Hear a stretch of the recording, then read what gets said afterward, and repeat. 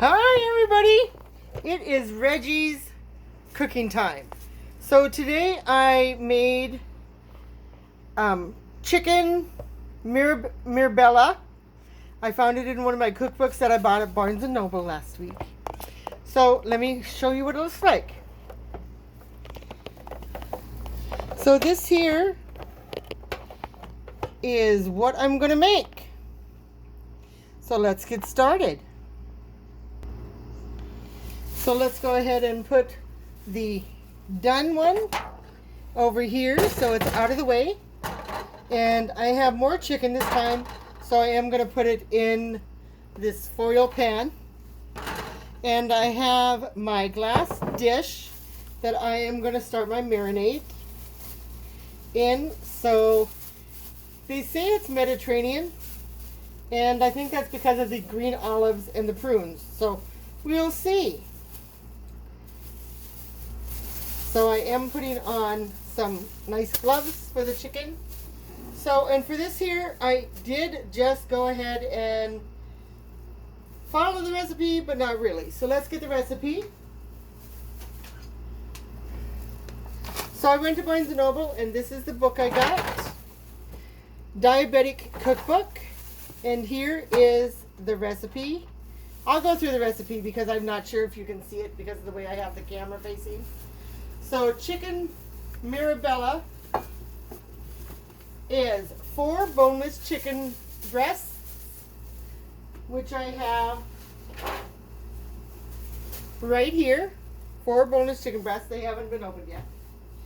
And then for the marinade itself, you need a 1/2 cup of pitted prunes.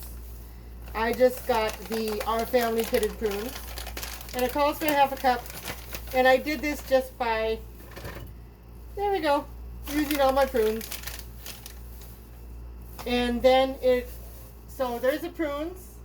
And then it calls for a 1/2 cup of assorted olives that can be black or green. I went and got some green olives. So there's some green olives. It calls for a 1/2 cup. I'm just eyeing this. Obviously, if you're going to do it yourself, you are just going to want to make sure everything is measured correctly. So a 1/2 cup of pitted prunes, a 1/2 cup of assorted pitted olives. In this case, I am using green olives.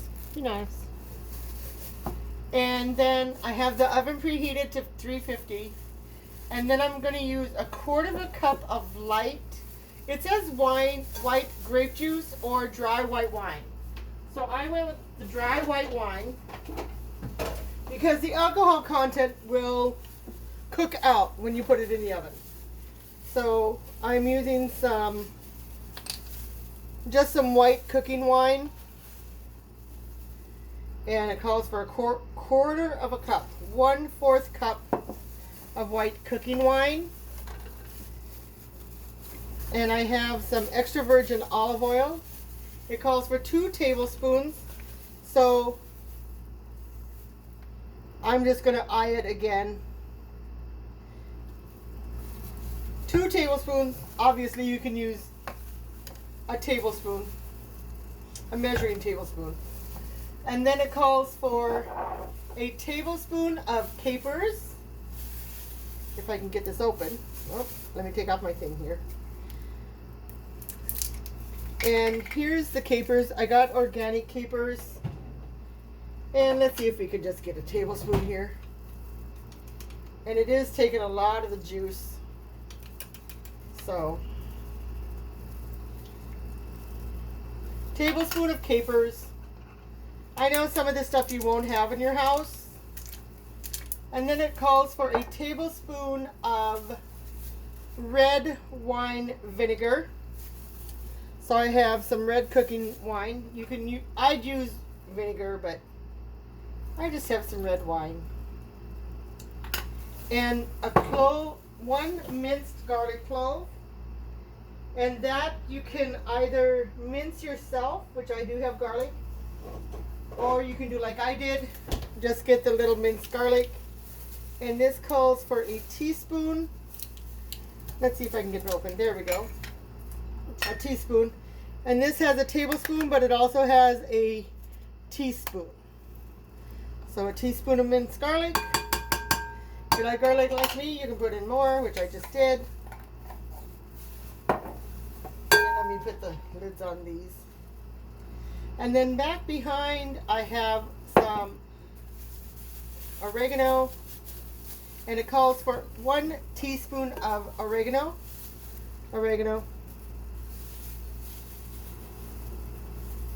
And this I'm going to measure. So a teaspoon of oregano.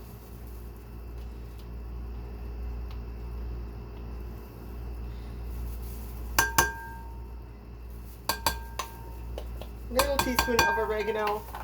And we have the garlic, the oregano. It does call when you're done with it to put chopped parsley, but I don't. And it also says to put on some brown sugar, which I forgot to do on the other one, but I will do once this is mixed. So yeah, I know I'm using the 1/4 cup. Okay, so let's go ahead and pause this quickly. And I'm going to get the chicken ready. And I have some pretty big chicken breasts. So we'll just go ahead and put the chicken breast in the marinade, because you're going to want to marinate this for, it says a good 30 minutes, or you can do it overnight. I did it for about 3 hours, I suppose, today. And oh, it already smells good. And that's the reason I have these, is so I can just get in there and mix it all up. As I said, I do have my pan all ready, and what I'm going to do is I am going to put it in the pan, cover it with saran wrap, and then put it in the fridge. Make sure that it is all nice and coated, and all those oils and the wine and everything get onto the chicken. So we'll put one,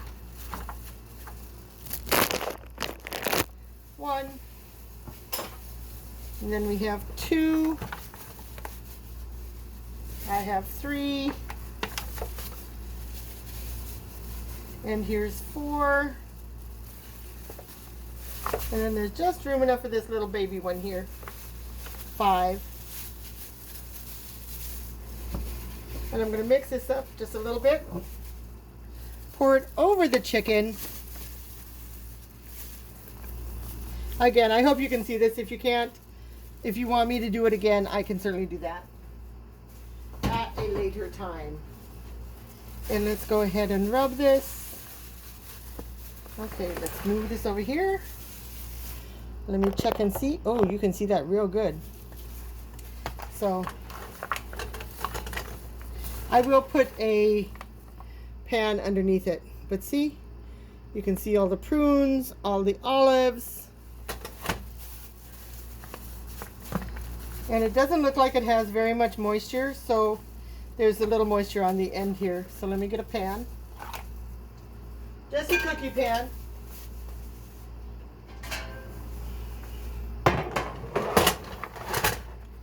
And there you go. And this is going to marinate for, I'll probably marinate this one overnight. And then I am going to cook some rice. So the finished product I will put on a plate. The finished product I'll put on a plate and give you a taste. Let's see if I can turn this around. So there you go. It looks all good. I'll put saran wrap over it, put it in my fridge for overnight, and I will bake this up tomorrow. But again, this is what the finished product looks like. And no, I'm not going to eat the prunes or the olives because I don't like them, but I wanted to go as much by the recipe as I possibly could. So I thank you all for hanging out with me today. And everybody have a good day, and I will see you next week.